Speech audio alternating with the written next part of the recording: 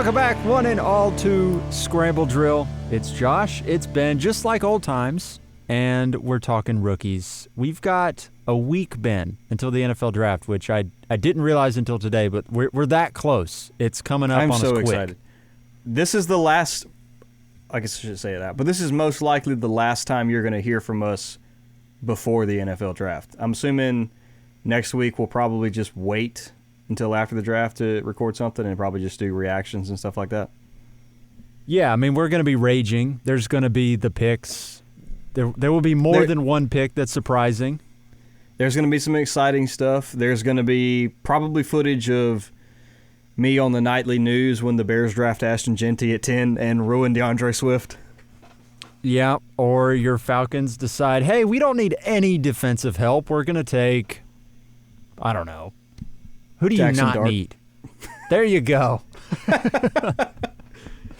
Guys, we need insurance. Look what happened last year. Kirk wasn't that good. We had to switch to Penix. What if Penix isn't that good?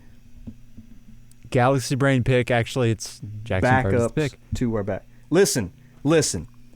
If Jackson Dart goes on to win the Falcons the Super Bowl, it's a great pick. Amazing pick.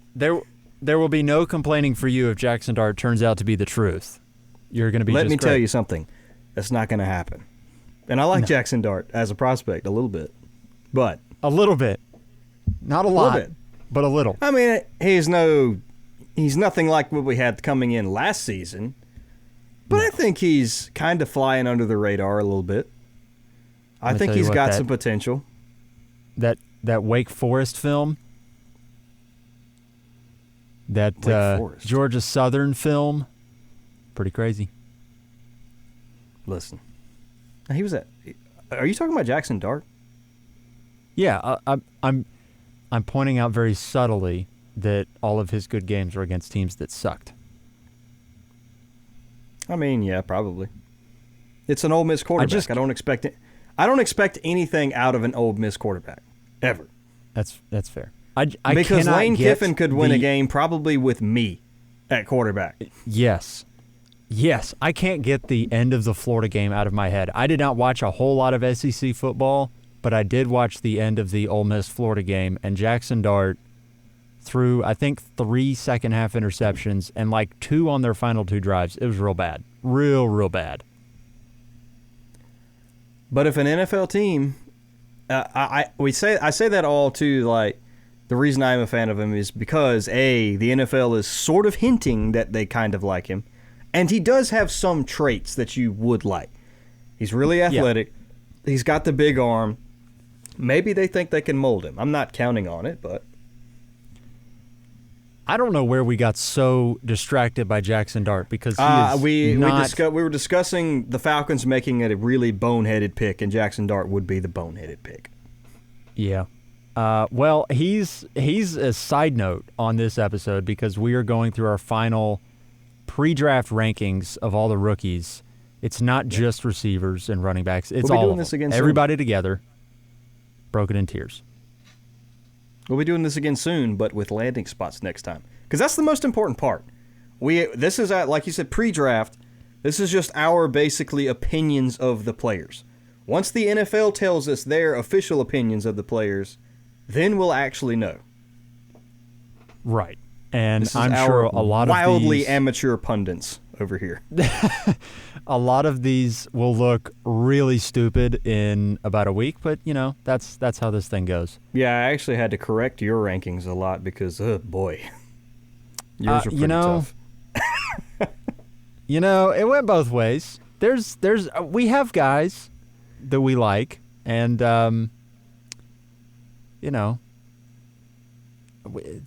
so let's put it this way. It's a composite ranking. Yeah, if you listen to the show, that was a callback when, this was probably a couple years ago now, you didn't like my rankings. You were like, going into this, I just want to be clear, this is a composite ranking. I'm like, okay. Know what that means. Oh, before all that, we got some news. We got 2 pieces of news that are worth talking about. The Miami Dolphins apparently released into the media that they are open to trading Tyreek Hill And I don't know if that has something to do with his alimony or his child support that he's paying out, but they're they're scared off the Tyreek Hill business. They're also probably gonna get rid of Jalen Ramsey too. So I'm not so pour surprised one by out that, to be your honest with you, Dolphins fans, honestly. Yeah, they're going to be fine. And I know Jalen Ramsey is not a fantasy football contributor, but like he was fine last year. I don't remember thinking, oh yeah, Jalen Ramsey is a stud. In fact, I think I saw where he might switch to safety because that's just the point of his He's career that getting he's older in right now. but I think he's still a good player though. Yeah, I mean, teams he's good. could use him. He's But the fine. Dolphins they're not anywhere close to even going to compete in that division. I think the Patriots are going to pass them this year. Now that's interesting. It's very possible. Don't hear me disagreeing because who am I to say that won't happen? But anyways, they might be Tyreek Hill without Tyreek Hill this coming season, which would be if Tyreek or maybe it's all leaves, smoke. I think what he said, I don't know. It's just weird. I guess they were like, if some team's willing to offer 2 firsts and stuff like that, we'll talk Tyreek Hill or something. But I feel like it's usually, I don't know. It's weird. A lot of GMs and stuff don't really say that about players. People don't usually come out and say, hey, I'm willing to trade this player for X, even in jest, unless you're like joking about, hey, I'll take 20 first rounders for Josh Allen. Sure. Like that's, players they'll joke about like that, but I feel like with where we are with Tyreek at the moment, that's basically what they're saying. Like, you're not going to get 2 firsts for Tyreek Hill right now. No, you're not. But also, I feel like you don't say that about receivers because they're going to take it personally or something like that. Like it just feels like a statement that Especially just causes more this division receiver. than anything.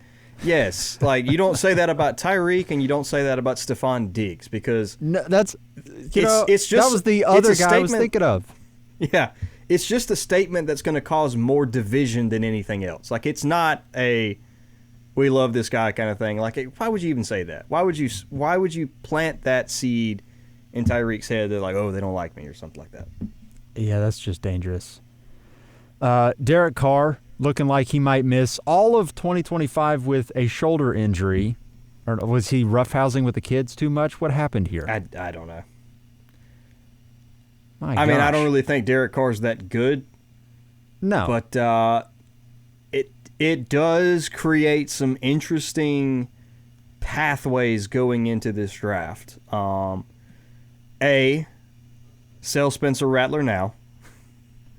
Yeah. B, it makes the 9th overall pick very interesting. Not that it wasn't already interesting. Like, they could have taken a quarterback anyway, and I don't think anybody would have batted an eye if you took a quarterback because in Derek Carr's your starter. Like, nobody cares there. But if you're going into the draft knowing that Carr is probably out for the season, I think it opens up, to A, it's more and more likely that the Saints take a guy. Like if Shador falls, there's probably no way he makes it past that pick. Do they have the guts to take a Jackson Dart, who is, say what you and I will say about him, but he's picking up a lot of steam in the NFL draft community, and a lot of people are mocking him in the first round. And if you need a quarterback, it's not ridiculous to take him at 9. And if the Saints don't want to take him, does another quarterback needy team, i.e. the Pittsburgh Steelers or somebody, if they don't get Aaron Rodgers in free agency and you can't go into the season with nobody at quarterback, do they make a move to trade up to that pick or something like that? It just opens up a lot more possibility, I think. Yeah, I think this information just means that Aaron Rodgers is going to be a starting quarterback. I don't know that means he's going to be a Saints starting quarterback necessarily, but it felt like there was only a couple places, and now just the more musical chairs that are open, like somebody's going to be left without a quarterback, and that somebody's probably going to get in the Aaron Rodgers business. Yeah. Which is, I don't know what this I means guess for Chris good news Olave, is, but I know what it means for Aaron Rodgers. It means probably the same as it already meant. I mean, it means Chris Olave maybe won't get as many hospital balls as he's been getting. Lord, I hope. Maybe he will not be airlifted to the hospital this season. He's had far too many hospital balls. Far too many. But yeah, no, if I'm a receiver on that team and I see Derek Carr back there, like I'm not running anything over the middle. Like you send me an out or a go, that's it. I'm not. Yeah. Lord help us all. You want to talk rookies? I do not. This Great. is the episode. 2 pieces of news, we're done. Yep, we up. Tier 1 and Tier 2, really simple, really easy. They are single players in tiers of their own. Tier 1 by himself, Ashton Jeanty, and Tier 2 by himself is Omarion Hampton. I think, Ben, you're going to have a lot of people that argue Tet McMillan there at 2. So maybe, like, Tier 1, I don't think anybody's going to bat their eyes at. Tier 2 by himself, Omarion Hampton, might be pretty interesting. I've also seen some running back rankings recently where he's not even the consensus RB2. He's like RB5 for some people, RB3 for some people. So that one might be interesting. Yeah, I've seen some scenarios where, and I will admit there's probably some scenarios where Hampton could jump up, or not Hampton could jump up. He could fall down. Potentially, or Tet could jump up. My argument, I guess, for Hampton being by himself is, as a prospect and the way things are kind of looking in the draft right now, I think he's an outstanding running back prospect. He would have been the clear RB1 last year. He would have been the clear he would have been probably pretty close with Gibbs and Bijan, not quite to Bijan's level, but he would have been really close with Gibbs the year that they came out. He probably would have been ahead of Breece Hall even when their class was in. So he's an absolutely elite prospect. And the fact that he's likely going in the first round, or at least that's what all the talk is, for me, it just solidifies where he's going. The Tet problem is I just don't know where the NFL is going to put him yet. Like, he could, let's say the Patriots took him at 4, yeah, I'm putting him up there. I don't know if I'm going to put him above Hampton, but yeah, I'm definitely going to put him in the tier with Hampton. Yeah. But I've seen him mocked at tier 4 or at pick 4. I've also seen him mocked at like pick 30. So there's so much variance with what's going to happen with him. And there is the chance that if Hampton doesn't go in the first round, he could fall maybe into tier 2, and we just bump tier 3 up to tier 2, and it's just a bigger tier. I don't see a world where anybody catches Jeanty. Right. I think Jeanty's going to be by himself. Hampton is pretty interesting because that first round piece of it is really important. Like, we have a pretty large sample of first round running backs, and we have virtually no busts, at least in recent fantasy football history. Let's say from 2017 to now, virtually no busts of first round running backs. The only failures I can think of from the first round would be, we talked about Leonard Fournette in the last episode, but even he held his value taken in the first round. Yeah. CEH Travis was a bust. Etienne, maybe. But even then, though, Travis Etienne had an RB3 season. So even still, like, you've gotten production from him. You've gotten production from Najee, even though Najee Harris hasn't been what you wanted. You've gotten really good production. He had a top 5 season, and he's held his value. So, I mean, if a second-round running back had the drop-off that Najee Harris had, you probably would have dropped him, but you didn't drop Najee Harris. Yeah. So that puts us in Tier 3. Tet McMillan leads us off in Tier 3. I am very curious also to see what the NFL thinks about him, because I feel like he is the sort of prospect that, like, my opinion can be swayed a bunch based on the NFL's opinion. I have seen Matthew Golden mocked as the first receiver off the board. I've seen Egbuka mocked as the first receiver off the board. All of that to me means Tet McMillan is not really a locked-in wide receiver 1 in the class, even though I think for fantasy a lot of people sort of have him locked in. I don't think the NFL has him locked in, and maybe that's just scheme fit with some of these other guys. I'm holding my cards a little bit closer to my chest with McMillan, and just sort of like you slot him in there at a chalk ranking, and then just kind of wait and see what the NFL says. Yeah, I just don't know how, and it's not a negative way I say this. I don't know how well he translates, because Mike Evans is easily in the ceiling to him or with him. Is he also Kelvin Benjamin? I don't know. Is he just a big receiver? Yeah. I'm not saying I think he analytically is far better than probably Kelvin Benjamin was. I don't remember exactly how he was, but still, it's got to be the right situation and the right team and quarterback for Tet versus some of these running backs. I think they'll just have an immediate impact better than him. And Tet doesn't, and again, it's not saying that he will be a bad NFL player, but he's not exactly what the NFL is looking for these days, where as the NFL likes the not tiny guys, but the guys who are better route runners can play in the slot outside, like your Chase, Jefferson, CDs of the world, to where Ted is an outside receiver, period. Yeah, and I mean, he's just not an elite separator. He's a pretty solid jump ball receiver. He's great after the catch. So I could see surprisingly him for his side, like he is athletic for his side. Like he's quick.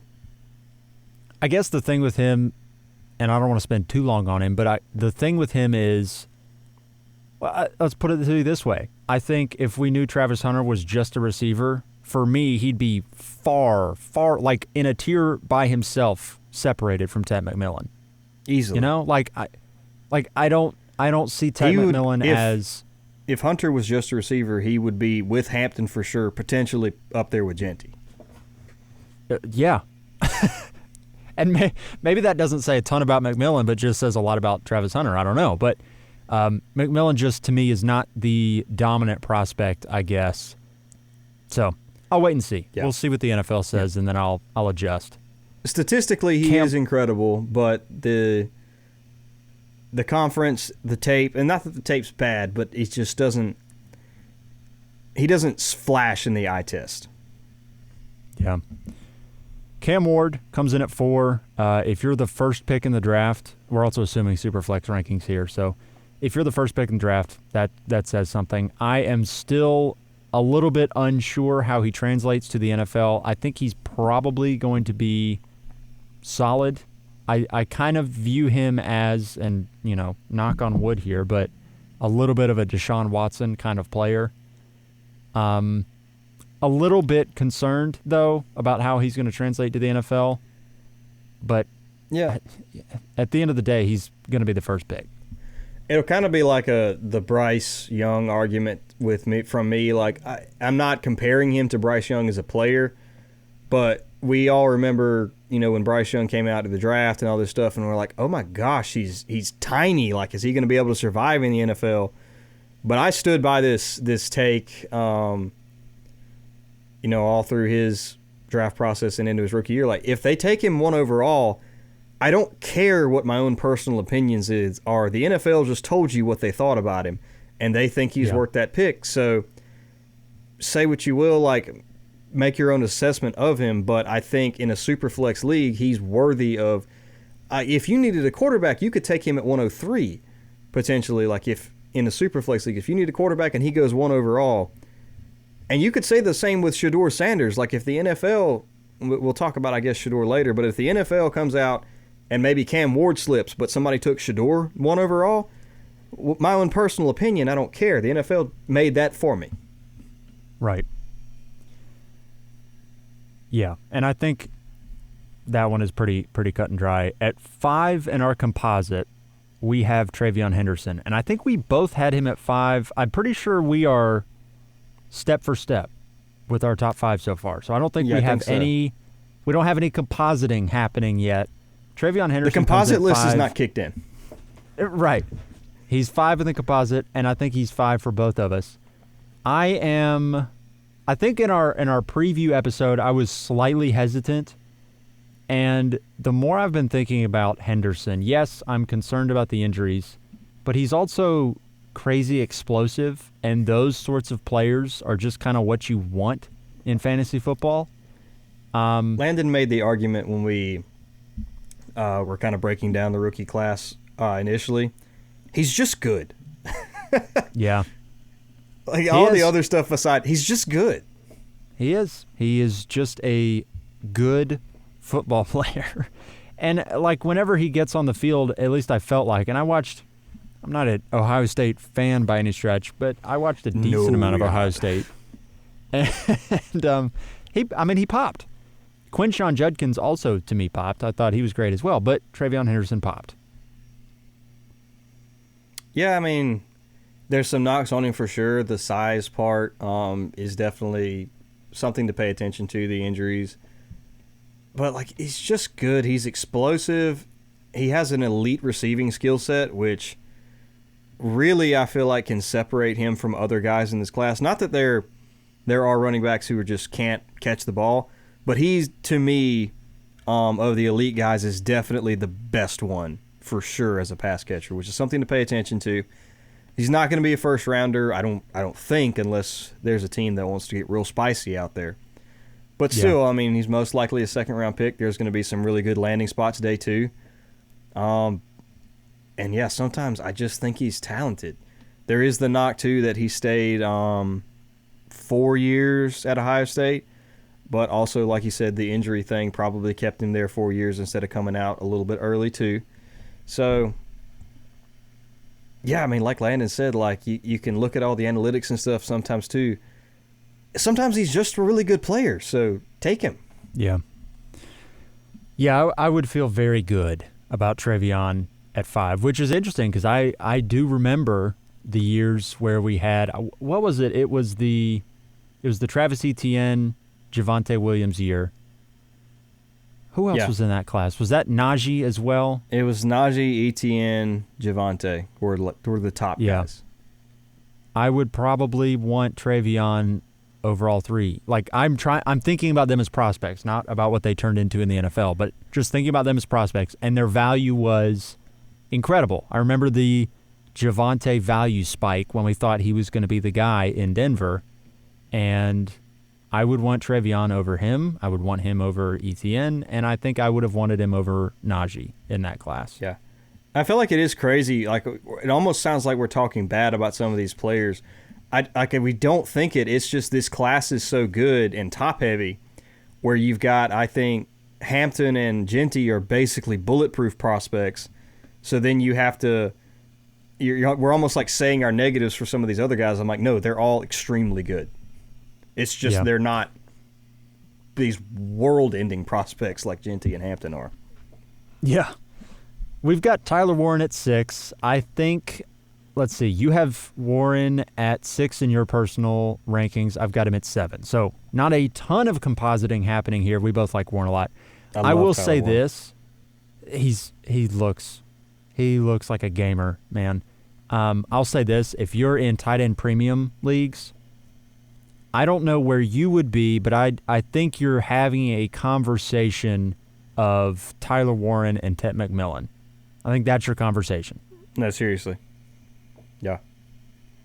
Like in a tight end premium league, I definitely could see Warren at 3, depending on how early he goes. But, I mean, he's just a weapon. He's got a little Brock Bowers in him. I'm not saying he's going to be Brock Bowers as a rookie, but he's got a little Bowers in him where he's not just a tight end. He's not quite as good of a blocker, so this is not a good comparison, but like a George Kittle sort of a guy. And this is tough. It's tough to figure out how a player like this is going to translate into the NFL because and how quickly he'll translate. Yes, because he is a decent blocker, but he's not an amazing blocker, and I feel like your skill level as a blocker gets you on the field early as a tight end.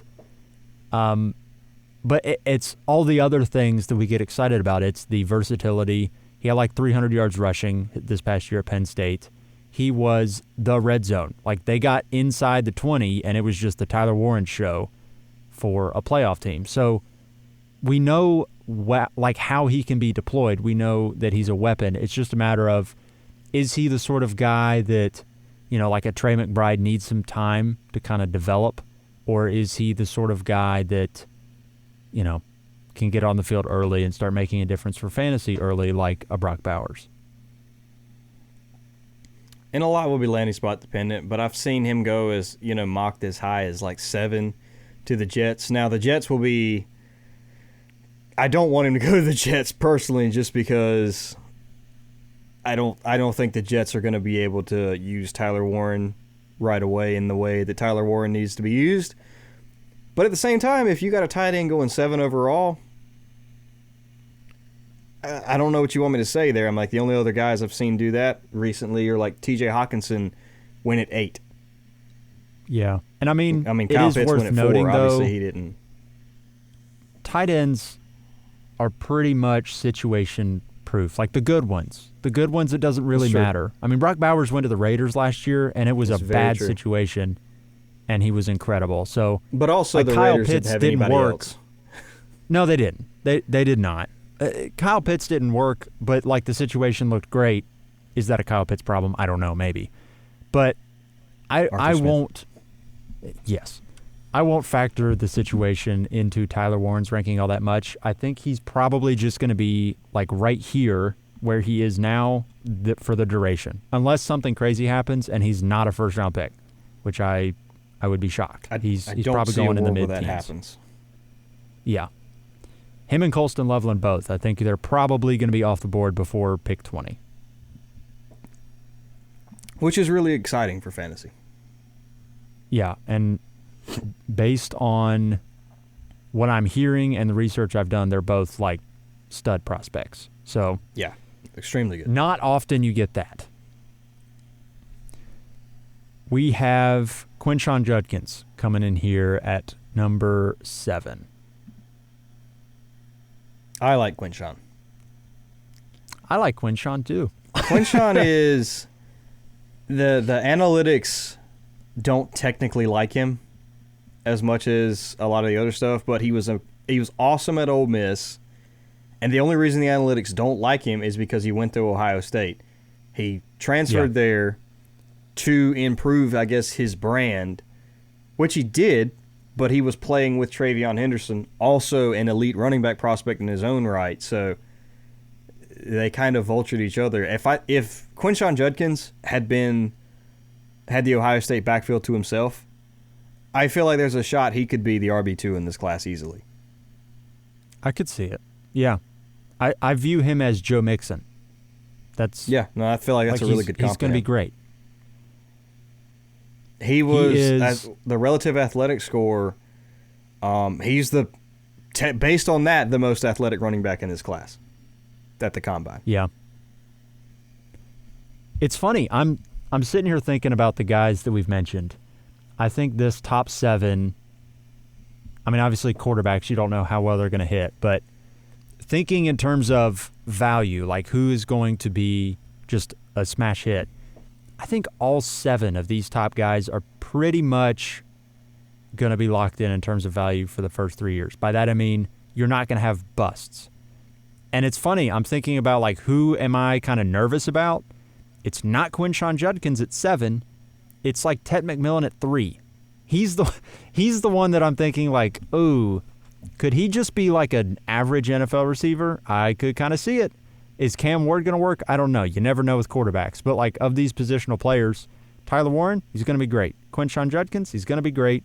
Travion Henderson, Omarion Hampton, Ashton Genty. Like I don't see how they like fall on their face and fail.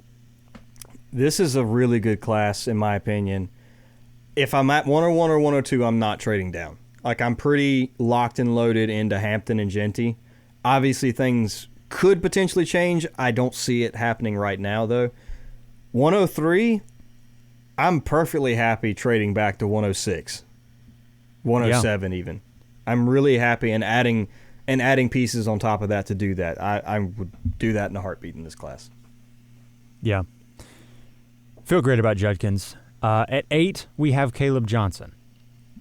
He is, I mean, I feel great about Not him. as safe. My little spreadsheet model, it thinks he's the greatest thing since sliced bread because Because he was incredible this last year. He was so good on Iowa. And I think it's just something that you got to factor in. Like, it's both a plus and honestly a little bit of a minus that he was a world ender for the Iowa offense that was terrible this past season. Yeah, it's like Landon said in an earlier episode, he scored like 21 touchdowns this past year. Iowa only scored 8 as a team, so I'm not sure how that happened, but... He was like 45-50% of the team's offense, 50% of the team's touchdowns. It's ridiculous. That is great because you plug the numbers in on like a, I like to factor in how the team did in terms of how good was a player. Like TreVeyon Henderson numbers, they're good if you just look at raw numbers, but then you look at how good Ohio State was as a team, and it's not as impressive as what Caleb Johnson did on an awful Iowa team. That being said, though, there is a little bit of an asterisk next to it. Like, he was everything, and I understand that that's a plus, but it's also kind of scary because is it an anomaly? Like, this was kind of a one-year wonder. You don't have, 3 years of amazing production beforehand where you go, yeah, okay, he's a blue chipper, and then he just popped off. This is one of those, like, there's a little teeny tiny voice in the back of your head where you go, I love him, but I also see how there's a momentary pause for concern. Yeah, I think his ceiling's incredible in the NFL, but I do think his ceiling is lower than Judkins or that his floor is lower than Judkins and Henderson. He's not an incredibly explosive athlete. He ran a 4.57, which doesn't petrify me of running backs because you got to think Caleb Johnson is enormous. He's 6'1". Yeah. James Conner ran basically that. 230 pounds. Like Derrick Henry's not. I don't think Derrick Henry's not going to go out there and run a 4.4 or 4. I don't really think Derrick Henry run a 4.48. Like, he would be mid 4.5s as well. But he finishes really strong. He's got good vision for a guy his size. Yeah, like he's just a pounder, dude. And once he gets going downhill. Watching his film, one guy does not stop Caleb Johnson. It's going to take 2 or 3, and once he gets striding and he gets 10 yards down the field, it's just about over. Like, if he gets 5 yards, he's going to get 15. Yeah. No, he's exciting. I think he's going to be maybe Landon mentioned this in the preview. I think he's going to be landing spot dependent. Maybe more so than some of the guys above him. Dependent than the other guys, yeah. And that might be the hesitancy. Yeah, it's going to be an offense that has to build around him versus most of the other guys. I think you can plug and play into just about any offense. Caleb is going to be a little bit more a team, intending if he goes to Denver. Right. Oh, I would love that. I'd be hot and bothered if he ends up a Denver Bronco. It doesn't matter what running back goes to Denver. If any running back goes to Denver, I'm in. Yeah, that's going to be exciting. So Caleb Johnson's at 8. At 9, we have Luther Burden, and this is probably our first instance of true compositing. Let's see. Ben has him at 7, and I have Luther Burden at 11. So we got a little bit of compositing happening to put him at 9. I love Luther Burden. You've known this about me from day one when I've we known started this this since kind of 2023 off-season stuff. Yeah, I'm a huge Luther Burden fan. Look, I and maybe I am dead wrong thinking this. I think he was more of a victim of his situation this past year in Missouri than anything else, because that is the knock on him. Everyone's like, oh, well, he was a 5-star recruit coming out of high school, absolutely burst onto the scene as a true sophomore, was incredible that season, and then had a big drop-off in his junior year. I think that was dependent on the Missouri situation. Missouri had a lot of struggles, a lot of injuries this year, a lot of ups and downs. He's still, if you watch his 2024 tape, he still looks incredible. Like, his eye test absolutely still matches. It's just the production number. So, I mean, the guy's a incredible athlete. incredible tape. I think he can do it all. Oh, maybe I don't even know if he's more situation proof. It'll depend on the team he goes to, but if he goes to a wide receiver needy team at any position, he'll be great. If he goes somewhere, I have seen him mocked at San Francisco before. If he went there, oh man, he would literally be interesting. He's a comp to me of he's a combination of like Debo, Amon-Ra, though he's not as good as a route runner as Amon-Ra. I feel like he's a more athletic Debo.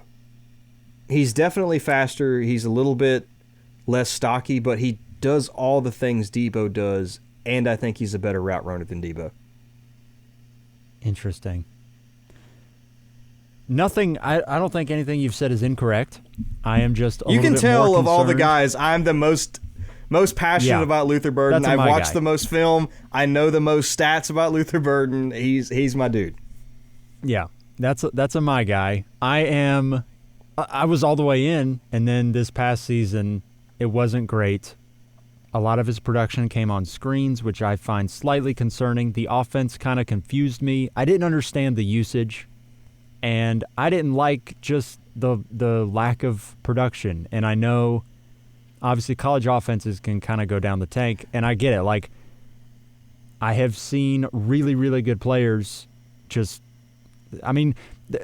there's a guy, NC State, this is an aside, but like NC State, I'm a State fan, and they 2 years ago were really good. We had a freshman who had 1,000 yards, I think it was like 1,000 yards receiving, 800 yards receiving or something, whatever it was, 1,400 all-purpose yards and like 12 touchdowns as a freshman. Was it KC? It's amazing. It was KC. And then this past year, our offense went down the tank. Our starting quarterback got hurt. We played a backup, and it was terrible. We went 6-6. And I think he had something like 400 or 500 yards receiving and then transferred to Texas A&M. So I understand that college offenses can go south fast, but at the same time, you do kind of want these blue chip guys to kind of figure it out. And I don't think Missouri went down the tank as badly as like the NC State situation did. They were still viable, and I think weren't they still like an 8-4 team? Like they weren't terrible, but I don't know. I have reason for concern. I think he's more of a floor ceiling kind of prospect. I don't think he's somebody that's just going to be a safe pick. I think he's potentially a volatile pick. But if you're chasing ceiling, he certainly has that. Yeah, I definitely will admit the risks that come along with Luther Burden. I will actually mention a comp that's scary, and then I'll also say why I don't think it's a comp. You're gonna say I was Kadarius super Toney. high. No. Okay.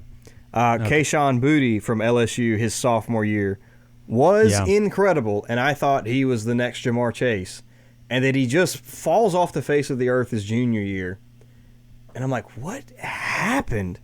And then he goes to the combine, does not perform well at the combine, has like a 30-inch vert, runs like a 4.5 flat.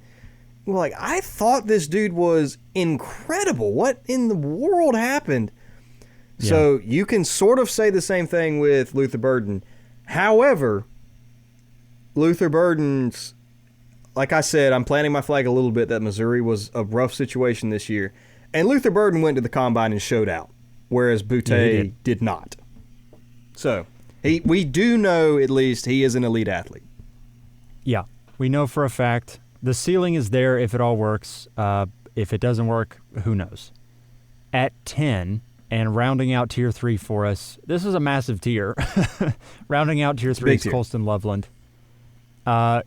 Loveland, to me, is the kind of guy that if he can figure out how to block, because I have watched him whiff on blocks like nobody's business. This dude is not a blocker. He's kind of slender.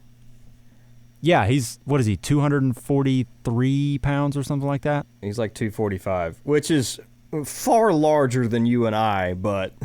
Yeah. I mean, yes. He's eating the Big Macs a bit more than I am, but you want your NFL tight ends to be more on that 255, 260 kind of edge of things. He's a little bit lighter. Can't block. Like, not even just Just don't even bother trying to convince me that dude can block. He cannot block. But when you get him running a route, he's pretty much a wide receiver playing tight end. Yeah, I love Tyler Warren, like we said earlier. Like, he's a extremely versatile and weapon. Loveland is not as versatile as Warren, but I definitely think Loveland is a better receiver, like a pure receiver than Warren is. I would 100% agree. He's a great receiving prospect at tight end. I think he will be fine. I have seen the Travis Kelce comps on him, which are outlandish, and you can't do that to anyone, but I have seen it. Because he's a great receiver and he doesn't block. He profiles and comps to one of the best tight ends of all time. Right. Oh, guys, he's Tony Gonzalez. Whoa! I hate when they do that, like quarterbacks like, oh, this dude's the next Josh Allen. Shut up. No, he's not. No, don't do that to him. That was rude. Yeah, he's probably going to be pretty darn good, but I do have some concerns about the blocking and the frame. I think, though, if he goes to the right situation, he's going to be just fine, and he's going to be a blue chipper. Yeah. Tier 4. We have now we've got some compositing happening because I am planting my flag that Matthew Golden is going to be really good, and I think you have some reservations. He comes in leading off our Tier 4 at 11. Let's see here. I think I've got Golden. Yeah, I've got him at 9. And you've got him at 13. So we got a little compositing happening. Give me the conservative case on Matthew Golden. I'm a little bit more hesitant on Golden because, he hasn't really popped until this past season.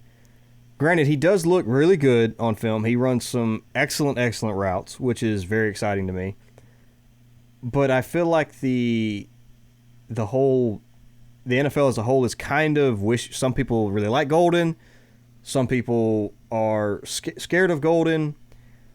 There's just a lot more variance to me, so I've got him that low because I want to see he's a let the NFL tell me what they think. Like, I've seen more explosion from Burden than I've seen from Golden. Even though Golden did run a 4.29 at the Combine. He's ridiculously fast. But Isaiah Bond looked faster than him at Texas. I don't know why. I think it's just Golden is more fluid of an athlete, which is actually a good thing for the NFL. But he never had 1,000 yards in what I thought was a good situation at Texas, even though Quinn Ewers turned out to be garbage. I don't see it with Quinn Ewers. I just want to see the NFL tell me they love Matthew Golden before I love Matthew Golden. That makes sense. I understand it. I fell into the trap of watching him on film, and I fell in love. His film is better than his stats that the NFL wants. Yeah, his film is absurd because you watch him play and you're like, there's no way this guy isn't like fantastic. He looks like Garrett Wilson to me. And that is the type of player he only had 900 yards? Like, why? Yeah, I know. It was not overly dominant on a dominant team. But it's one of those situations where I don't think the passing game was all that good. I know, sue me. Quinn Ewers is about to be a second-round pick, and the passing game wasn't great. But I really think they left a lot of meat on the bone passing. They were just better than everybody they played, so they could just run the ball down somebody's throat and win. Like, you don't need to throw the ball to win if you're Texas against probably what? They played 15 games, 13 of them. They just didn't need to throw the ball at all. And Texas did not play a very difficult SEC schedule their first year. No. They're just better than everybody. When you're better than everyone, you don't even have to throw the ball. You just trot the ball out and run it down somebody's face, and you're going to probably win.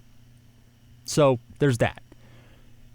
I also would love to see how the NFL views him. I think the NFL is going to like him, and I think he's going to be a first rounder. But I'm not sure.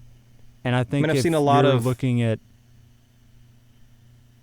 him mocked to Dallas as somebody at 12. Like, if that happens, yeah. I could also see him going late first to, like, if he's a Chief or a Bill, or Ooh. I don't know who else would be picking late that would love him. If Baltimore needs a receiver and grabs him, I would like him better. And I know Zay Flowers just had a pretty good year. I feel like would he's him exactly better than what Zay Flowers. Baltimore takes every year. It's Right. Bateman, Zay Flowers, and then Matthew Golden. They're all the same. Yeah, they're all the same. So we'll see. But I'm doing some heavy lifting. I'm screaming from the rooftops Matthew Golden's name, and he ends up at 11 for us here in the composite. At 12, we got Emeka Egbuka. He could go higher than that. He could go higher than that, depending on what happens. He could. And this is the thing. Like, Ted McMillan right now is at 3 because we're just sort of going chalk and waiting on what the NFL says. Matthew Golden, I think if he's the first receiver off the board, if he goes first off the board at 12, you're having a conversation with him and, like, I don't know, do you take him or Judkins? Do you take him or Caleb Johnson? And that could get pretty interesting. Yeah. At 12, we got Egbuka. This is a split the difference player. Luther Burden is ceiling and floor. Matthew Golden probably also high ceiling, lower floor. You know Egbuka is going to be good. I think he's probably the safest wide receiver prospect in terms of real-life football. I don't know that he's going to be an elite fantasy football producer, but I think he's going to be pretty solid. I think he's flying under the radar. I think honestly, I'd probably pull Egbuka up. I'm a little bit higher on him than you are. Yeah. I don't know, dude. Like, he just... I think he's an extremely good... Like, if he was at Texas, I think he would have been better than Golden. Like, if he had been on just about any other big-name school that didn't have... Because the problem is he has spent his entire career going from Garrett Wilson, JSN, Marvin Harrison Jr., and now Jeremiah Smith. Every one of those guys, Garrett Wilson, number 10 overall pick. Even Chris Olave, number 11 overall pick, who was also there. JSN first rounder. And JSN's turned out to be extremely good. Marvin Harrison Jr., number 4 overall pick. They're already saying Jeremiah Smith could be the number 1 overall pick when he comes out. So he has just spent the entire time behind absolute blue chip prospects. And you're saying, like, well, why couldn't he ever pass them? It's because he's actually behind generational talents. Like, if you put him on another team, he would have been phenomenal there as well. So I think he is a victim of his own situation a little bit But he actually still puts up stats and numbers and has great seasons. So I don't know. I think Egbuka is great. He's got the route running ability. He's got, he's perfectly athletic. He's really good. He's just an extremely well-rounded receiver. I think he's going to make an NFL team very happy, and I think there's a chance that he could surprise some people. Yeah, I don't really have a ton to add there. I think you kind of hit the nail on the head with him.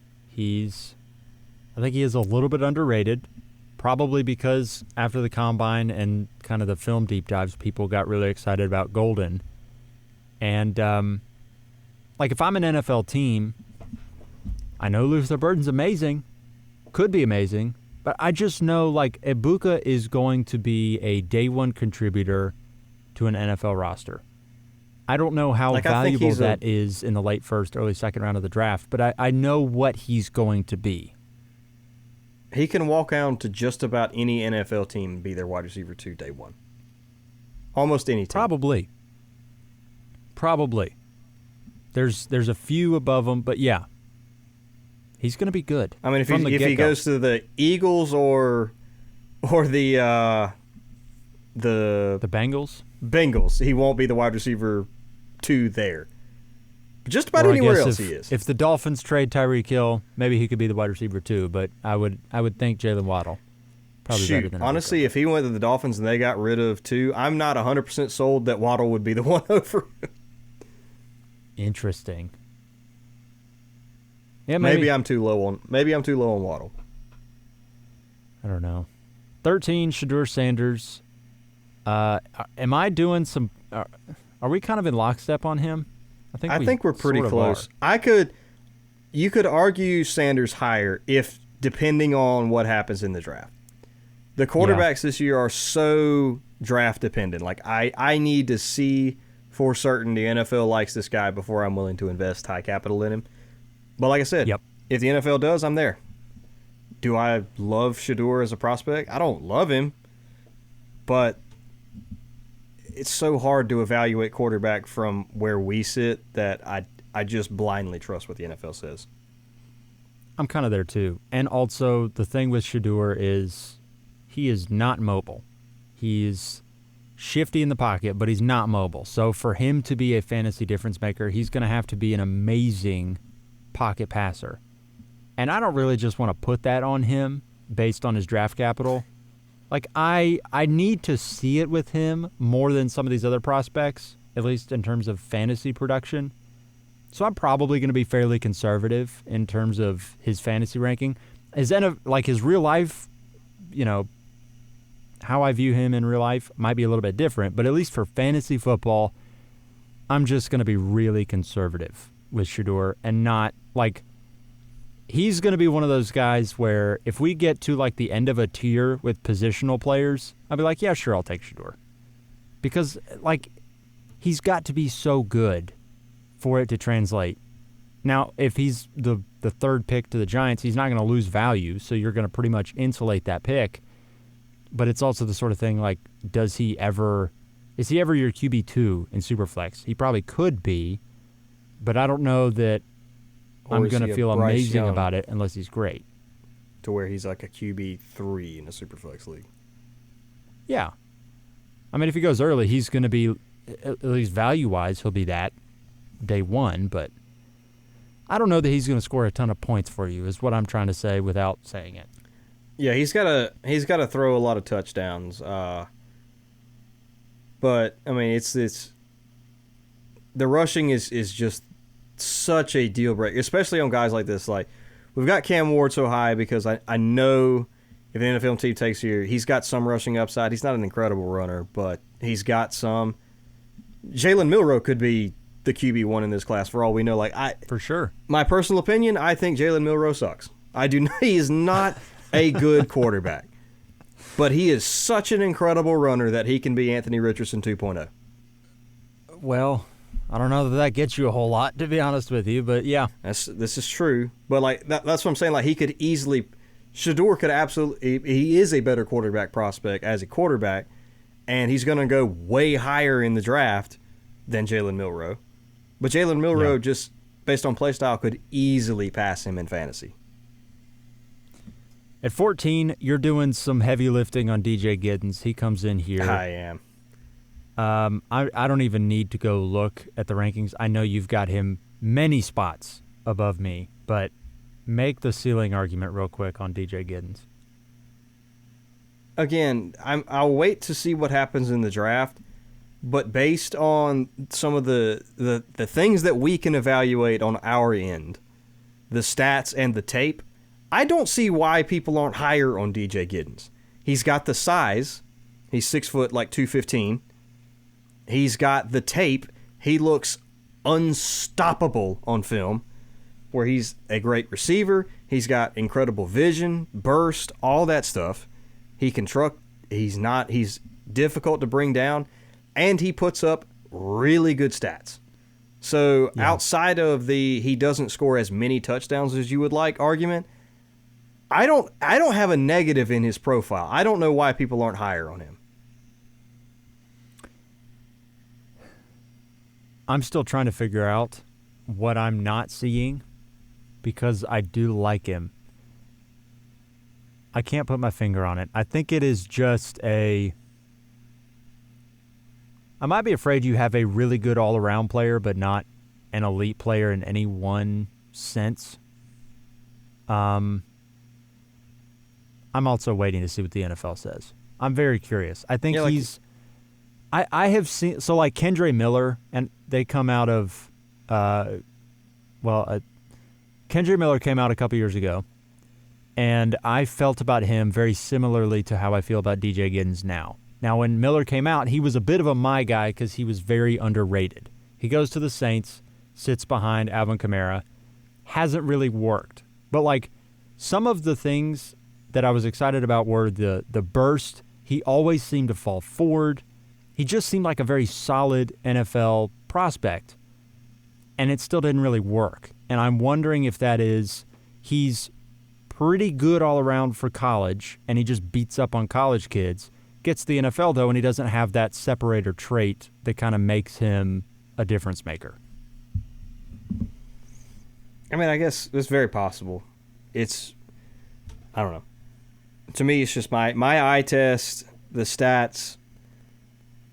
I do think he doesn't have the finishing speed. He gets run down a lot. He's very shifty and very bursty, but his burst stops, runs out pretty quick. But like that first 15 yards with DJ Giddens is ridiculous. He did run a 4.43 at the combine, which kind of confirms what I already thought. Like I don't think he's got the finishing speed, but he can accelerate like nobody's business. So I don't know. You might be right. If I'm looking at his tape and his numbers, I just don't see a negative anywhere that you can point out. Like he didn't absolutely smash the numbers like Genty did at a smaller school, so you got that. But like the dude gets like 1,500 yards a season. Yeah. And he makes people look silly on tape. He does. He does. Cam Skattebo comes in at 15. He is... I don't dislike Skattebo, but you definitely had him higher than I did. Yeah, I've got him because I'm just sort of blindly trusting the number inputs that I put in, and he's ranked very highly in my my little spreadsheet thing. And the spreadsheet thing, it's not one of those like blind, like it's been fairly predictive about college prospects going back. I think the first year I did it was Breece Hall's year. So we don't have like a massive amount of inputs there. But for the most part, the ones that spreadsheet has said will be good have been. And the spreadsheet for Cam Skattebo says he'll be good. I am a little bit hesitant, but at the same time, I can see the path for him to be a difference maker for fantasy. I can also see him just being kind of like my fears with DJ Giddens. I can also just see him being a pretty good player that isn't a difference maker at the next level and just doesn't have that separating trait. I think with him, if he does have that trait and it does translate, it's going to be the contact balance. He is very, very difficult to bring down. Very rarely, if ever, is one guy making a one-on-one tackle on Skattebo. So if that translates to the NFL, yeah, very difficult to bring down. He's a gamer too. So we'll see. And he can catch the ball. Also, very curious to see how the NFL views about him. He and Giddens, I think I actually had them back to back in my rankings. They're very similar to me. Their competition they play isn't as stiff. One of my, I mean, he puts up incredible stats too, so that's kind of why I've got him and Giddens together. I do like Giddens' tape a little bit better. And Giddens is a year younger, so that's why I've got him ahead for now. I do worry a little bit that Skattebo could get a little bit overrated. I think people are kind of... They overhype him just a touch, and I don't know if it's because, a lot of eyes were on him during the playoffs. He's kind of like got the... what's the Tampa running back? I just completely blanked. The Rachaad White thing? No. The rookie. Oh, Bucky Irving. He's got a little bit of the Bucky Irving syndrome where people just kind of fell in love with the guy. Not saying either one of them are bad, but I feel like they can kind of get blown out of proportion just because of people like them kind of thing. Yeah. Last player here in Tier 4, rounding things out, is Travis Hunter. Comes in at 16 for us. I think I can speak for both of us when I say if he's a receiver and he's a primary receiver, he is right there with Ashton Genty or Marion Hampton. The talent is unbelievable. The problem is I am very concerned that the math will not end up mathing for Travis Hunter to be a fantasy difference maker. If he is only on the field as a receiver, I don't know, 30% of snaps, 25% of snaps, 40% of snaps, I don't see how he's going to turn that into like a fantasy workload that you can count on. I don't know how he sees a lineup consistently in a start, start 9 league. Because I just don't, like, if he puts up 400, 500 yards receiving and 6 touchdowns, that's great for a two-way player. That's not good for fantasy. That doesn't do anything for you for fantasy. That's Gabe Davis, guys. Right. So I'm concerned about that. And I saw something just today where it came out that he's like, if I can't play cornerback and receiver, I don't want to play. Like, okay, well, you're not exciting. The man, here. I mean, the man is teams are going to have packages for him. He's doing early negotiating for that first extension. That's what he's doing right now. Yeah. I mean, teams are going to have a package for him on offense and defense.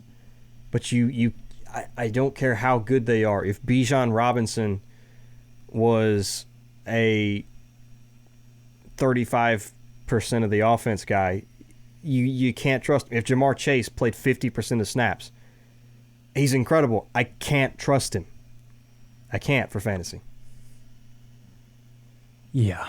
And the annoying thing is, I think his talent as a receiver I could see him developing into a Justin Jefferson, into a Jamar Chase type of player at receiver. Oh, yeah. Like that's a range of outcomes that could happen. The problem is, I just don't know how much he's going to play. And it could be the sort of thing where he gets into the NFL and they go, yeah, you're going to be more valuable for us as a receiver. You're going to be our wide receiver 1. And, like, if that happens, obviously, I think he's amazing. But the problem is, I don't know. And I'm really, really scared to potentially light a pick on fire if he goes to a team that just is like, yeah, you're going to play both ways, but not enough that it's a difference maker for fantasy. Yeah. Which is why we got him at 17. I mean, if I light a second-round pick on fire, I don't want to light it high second, but a mid to late second, I'll burn that and just take a shot at him. Yeah. Tier 5 here, rounding things out. Harold Fannin comes in at 17, tight end from Bowling Green. I like the stats. I like the stats. Yeah. Stats in the tape look great. The combine performance left a lot to be desired, but the stats in the tape are very intriguing on Harold Fannin. Awesome. I don't know how much to read into it, but he carved up Penn State, and he carved up, what was the other one? Texas A&M. There was another, that's what it was, Texas A&M and Penn State. Now, South Carolina also put a whooping on Texas A&M, so make of that what you will. Yeah, there's no telling. But Harold Fannin comes in here at 17. I know there's a few other tight end prospects people are excited about. I'm just waiting. I'm waiting to see what the NFL tells me. That Fannin one's going to be such 3. I need to know what the NFL does with those, because obviously the standouts are Loveland and Warren, and then there's just a lot of really good guys. So it's too much of a headache to figure those out to me. At 18, we got R.J. Harvey from UCF. This is the composite list compositing, because you are not high on R.J. Harvey, and I'm very high on R.J. Harvey. I don't have a problem with R.J. Harvey. It's just he's in that cluster of guys to where I just don't know. I think he's very good. If he had come out in last year's class, he'd have been a whole lot higher. But this class is so good. There's kind of after Caleb Johnston, there's a cluster of like 6 guys who could all end up being number 6 off the board for me. Yeah, I totally get it. For me, he's at 10, and it's just because I think I'm I had him at calling 20. my shot. I know. There's a lot of compositing happening right now. I think he's probably a late first-round pick. I don't think Ben would take him in the late first, but well, depending on is where he goes in the draft. Like if he goes in the second round to a really good landing spot, yeah. If he goes in the fourth round, yeah. That is the thing too. I think with him, I'm calling my shot early, but if the draft capital does not align, we probably need to reevaluate. But if he gets what I think he's going to get, I think if he goes in the third round, he's going to be one of those guys where I'm like, yeah, I can see it. The tape looks great. The numbers are fantastic. And he's just one of those guys that he took all the work on a UCF team that was not very good, and he was fantastic. Kind of like a Caleb Johnson deal, but at a smaller school, except that he's faster and can catch passes. Yeah. So, very excited about R.J. Harvey. I see the traits. 19, we have Devin Neal from Kansas. Another one. I have no opinions about Devin Neal. Another one. Very, very good. I just got to, like, if he goes in the 5th round, I don't want to touch him.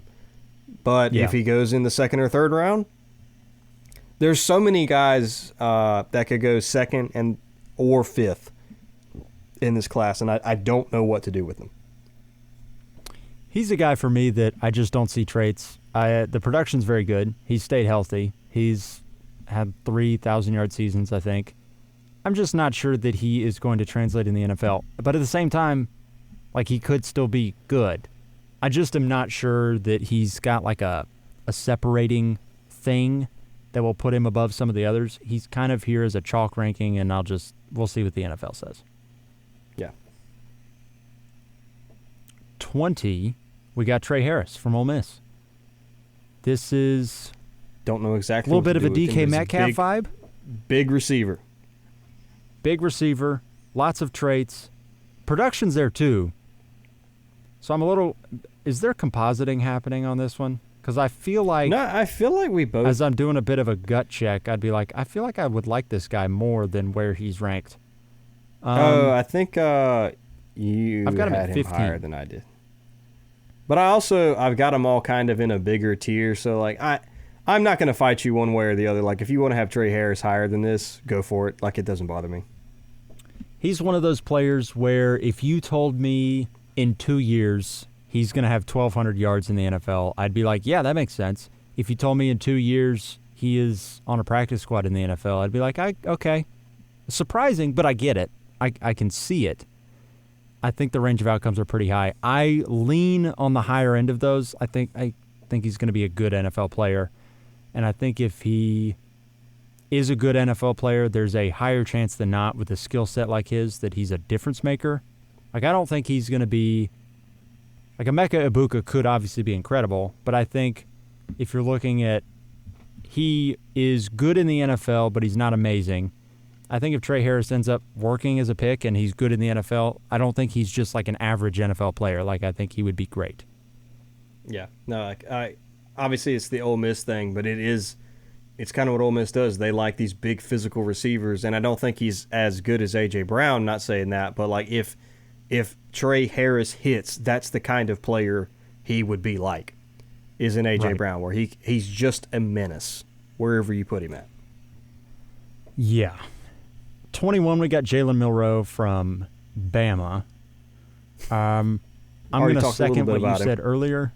Yeah, I don't think he's a good quarterback, but, he can run. I have seen UAB almost beat Alabama because Jalen Milroe could not move the ball on them.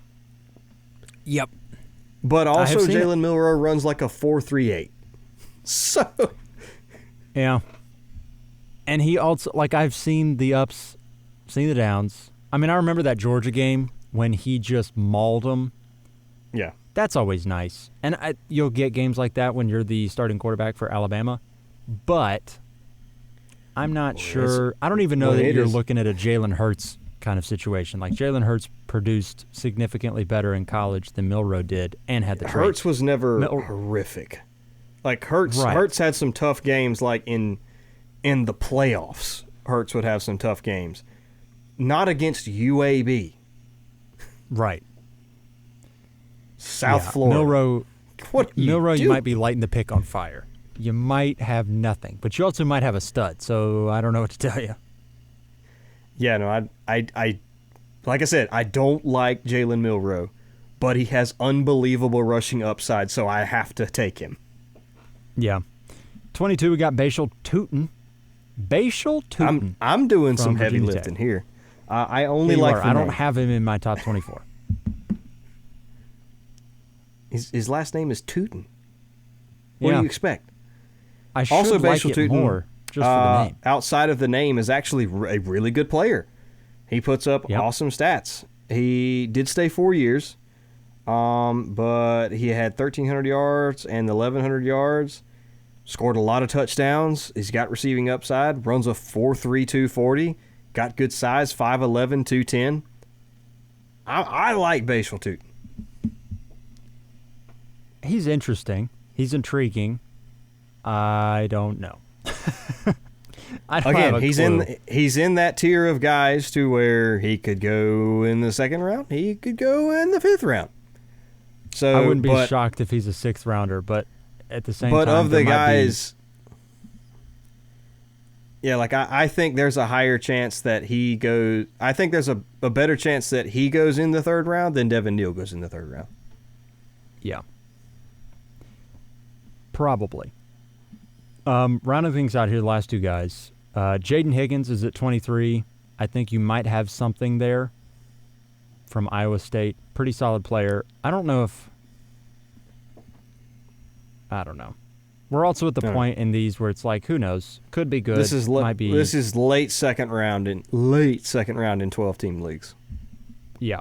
So I think he's somebody you keep an eye on. Very similar, I think, to Trey Harris, where I could see the ceiling thing working out for him, but also who knows on that floor. And then Mr. Irrelevant here for this exercise is Jackson Dart from Ole Miss, who we talked about already for like 6 minutes. Yeah. You know what we think about Jackson Dart. He's got NFL traits, but he comes from Ole Miss, so.